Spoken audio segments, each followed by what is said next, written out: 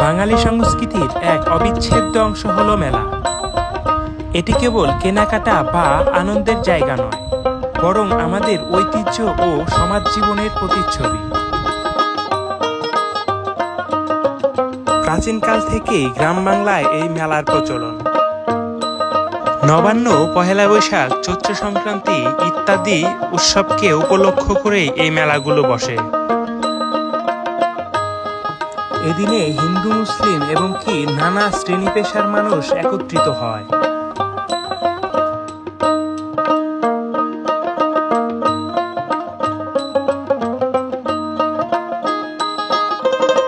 মেলায় প্রবেশ করতেই দেখা গেল বেশ কিছু মিষ্টির দোকান। এই দোকানগুলোতেও উপচে পড়া ভিড়। অনেকেই মিষ্টি খাচ্ছেন এবং কি কিনে নিয়ে যাচ্ছেন।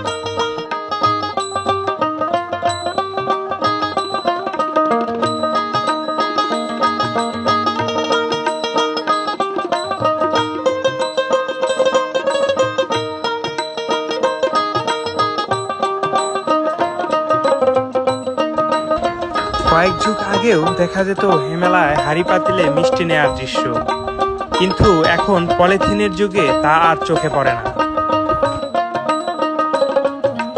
আপনারা দেখতে পাচ্ছেন দাদা নাতিকে নিয়ে মেলায় এসেছেন। মেলায় এনে তাকে খেলনা কিনে দিয়েছেন এবং কি মিষ্টি নিয়ে এখন বাসায় ফিরবেন।